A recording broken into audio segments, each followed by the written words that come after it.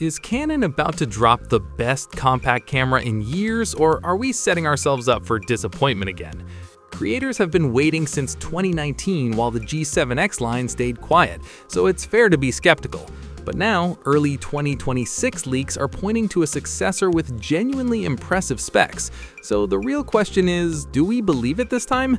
In this video, we're breaking down everything credible so far, spec by spec, so you can decide for yourself. And trust me, one upgrade alone makes this worth paying attention to.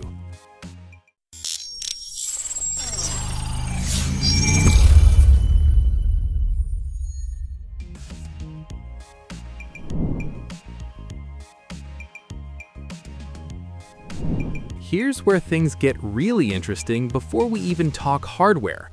Multiple sources, including a retail insider who reportedly sat in an internal Canon sales meeting back in early 2026, confirmed that Canon has several new PowerShot cameras in the pipeline for this year.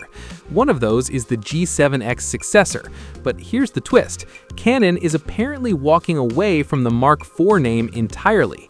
That's right, one of the most recognizable compact camera naming conventions in the game is getting dropped. No confirmed alternative name yet, just a clear signal that this camera is different enough to earn its own identity. You know what's interesting? Canon doesn't make that call lightly. If they're retiring the Mark branding, they're probably signaling that this isn't just an incremental update, it's a rethink. So what do we actually know about the hardware? Let's start with the sensor, because this is a big one.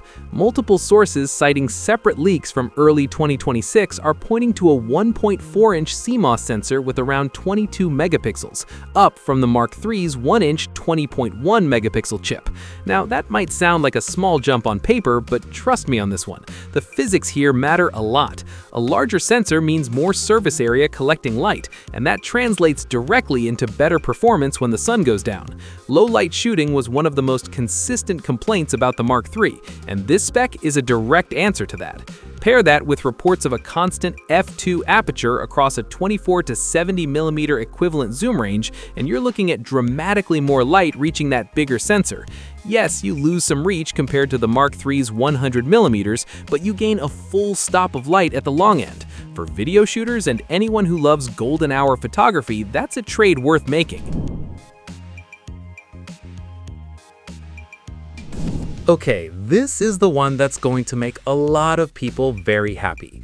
The G7X successor is rumored to feature dual Pixel CMOS AF II, the exact same phase detect autofocus system Canon uses in their current EOS R mirrorless lineup. We're talking face detection, eye tracking, animal tracking, the full suite.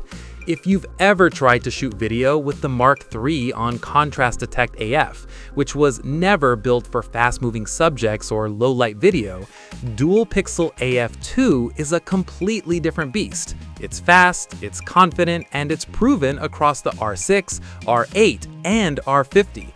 Bringing that system into a compact this size would be a genuinely transformative upgrade.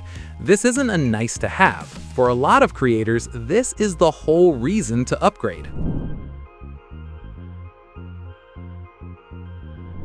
On the video side, things are looking just as promising. Leaked specs point to 4K at 60 frames per second with 10-bit internal recording, and importantly, no overheating issues.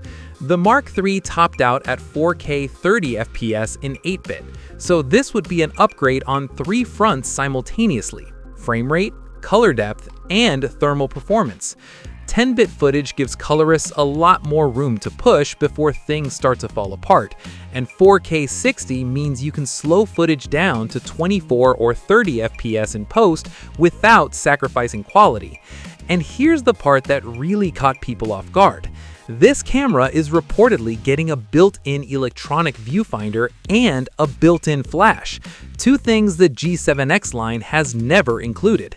That's a strong signal Canon is positioning this as a photography-first compact, not just a vlogger tool.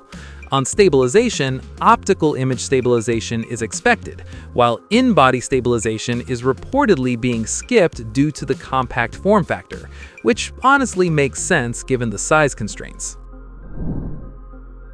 Based on current reports, the most likely launch window is mid to late 2026, with prototypes already in testing. Nothing is confirmed yet, so timelines and specs could still change. That's just how leaks work. But if even the core upgrades hold up, a larger sensor, constant aperture lens, and dual Pixel AF II, this could genuinely reset the compact camera space. So what's the one spec that matters most to you? Drop it in the comments. And if you want the latest updates the moment Canon makes it official, hit subscribe and turn on notifications.